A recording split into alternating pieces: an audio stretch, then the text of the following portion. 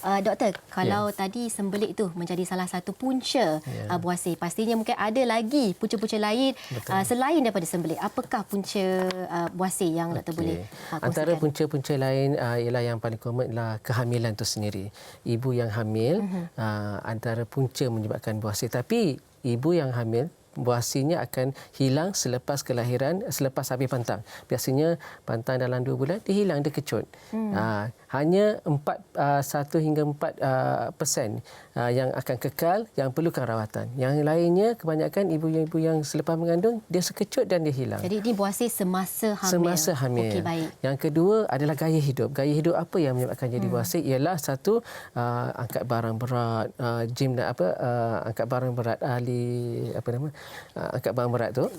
Ada punca utama jadi buasir. Ataupun yang kedua, duduk terlalu lama di bahagian yang keras. Contohnya orang yang naik basikal 6 jam tanpa berhenti di kawasan yang keras adalah punca utama dapat buasir. Yang ketiga,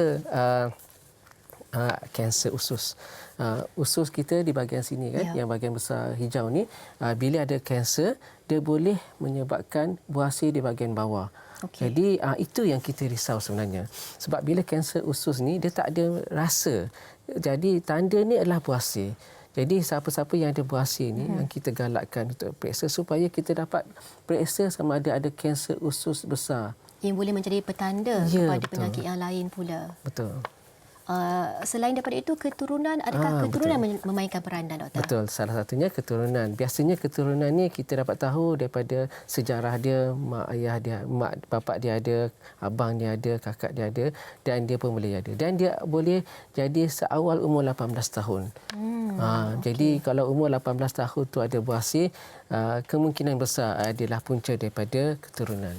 Tadi doktor ada menyebut tentang wanita yang sedang hamil. Ya, betul. Kerana keadaannya yang sedang hamil, anaknya di dalam kandungan boleh menyebabkan buasir. Ya, betul. Bagaimana selepas melahirkan? Kerana kita tahu seseorang wanita itu perlu meneran. Kalau secara normal, melahirkan anak secara normal, perlu meneran dengan sekuat-kuat hatinya.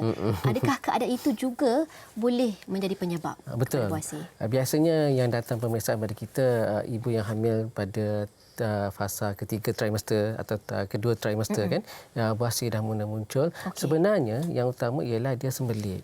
Dia sembelit dan menyebabkan dia terpaksa meneran, bertambah lagi dengan kandungan, lagi buasir itu terjadi. Kebanyakan datang dengan tahap 2 atau tahap 3. Tapi bila nak kelahiran, dia akan jadi tahap 4, tapi selepas darah pantang dia akan kecut dan dia akan jadi tahap 2 balik. Biasanya buasir ketika hamil ni mudah untuk dirawat. Biasanya kita rawat selepas kelahiran, bukan waktu hamil itu sendiri. Ia normal lah, biasa berlaku. Ya, biasa berlaku. Tapi bukan semua, ada 1 dalam 4 kandungan. Maksudnya 1 dalam 4 ibu akan dapat buasir.